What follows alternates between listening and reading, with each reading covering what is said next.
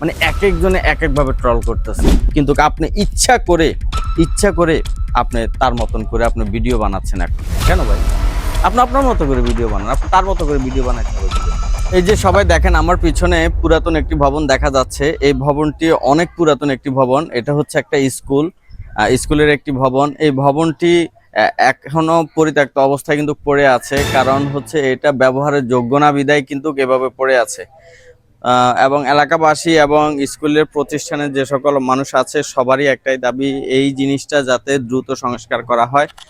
ঠিক এভাবেই তাজু ভাই 2.0 উনি কিন্তু উপস্থাপনা করে যাচ্ছে ওনার চর এলাকায়, কুড়িগ্রামের চর এলাকায় যে সকল নদী ভাঙন এবং হচ্ছে রাস্তাঘাট, এই সকল কিছু উনি ওনার ভিডিওর মাধ্যমে তুলে ধরতেছে, কিন্তু গুছিয়ে কথা বলতে পারে না। এটার কারণে মানুষের ট্রল করা শুরু করছে। তার ভিডিওগুলো একটু হাস্যকরভাবে সবাই দেখছে, যাক হঠাৎ করে এখন ভাইরাল হয়ে গেল যেভাবে হোক। কিন্তু ভাইরাল হওয়ার পর মেইন সমস্যা কি জানেন?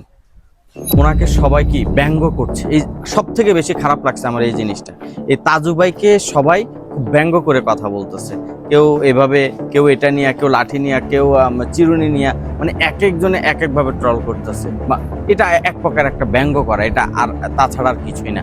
ওই লোকটার থেকেও আপনি ভালো আছেন, ওই লোকটার থেকেও আপনি স্বাভাবিকভাবে আছেন, কিন্তু আপনি ইচ্ছা করে আপনি তার মতন করে আপনি ভিডিও বানাচ্ছেন এখন। কেন ভাই? আপনি আপনার মতো করে ভিডিও বানান, আপনি তার মতো করে ভিডিও বানান, তার সম্পর্কে আপনি তুলে ধরেন আপনার মতো করে ভিডিও করেন, তার মতো করে কেন ভিডিও করতে যান? এটা হচ্ছে ব্যঙ্গ করা, একদম পোশাক আশাক এই টু জেড সকল কিছু আপনারা ব্যঙ্গ করতেছেন।